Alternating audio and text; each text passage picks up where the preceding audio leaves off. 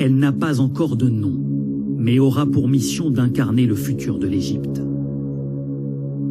La nouvelle capitale administrative du pays émerge du désert. Chaque jour, des milliers de camions et des dizaines de milliers d'ouvriers viennent participer au plus grand chantier d'Afrique. Grande comme 7 fois Paris intramuros, la ville regroupera bientôt toutes les institutions égyptiennes. Les ministères dans ses bâtiments dépouillés, le palais du gouvernement, ou encore un parlement 3 fois plus grand que l'actuel. Son hémicycle pourra accueillir jusqu'à 1000 députés. Nous sommes parmi les premiers à être autorisés à y entrer.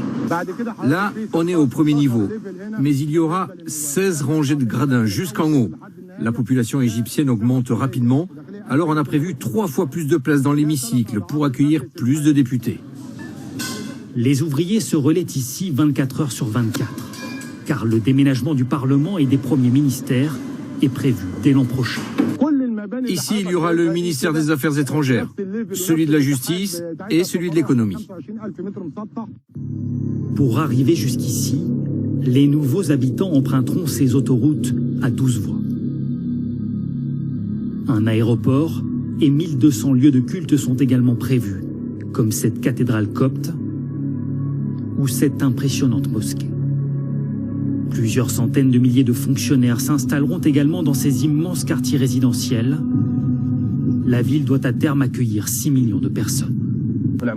Ici, il y aura des espaces verts entre les immeubles, des places de parking pour tout le monde et des appartements spacieux. On sera loin de la situation au Caire actuellement.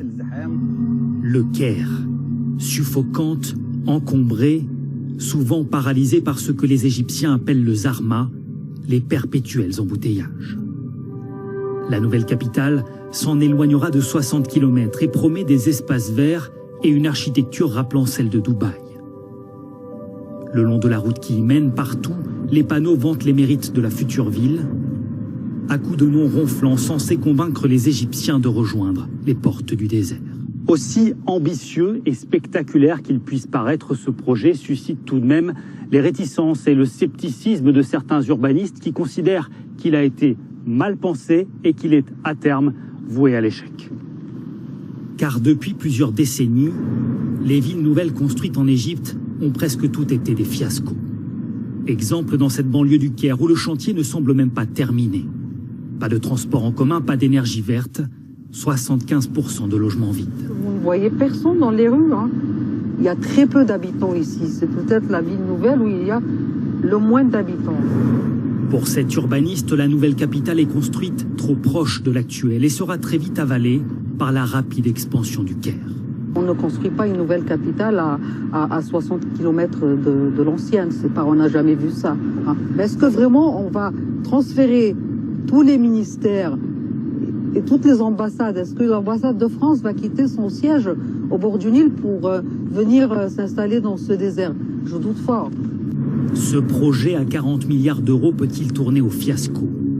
Pour convaincre les sceptiques, le président égyptien doit lui-même s'installer ici dès l'an prochain.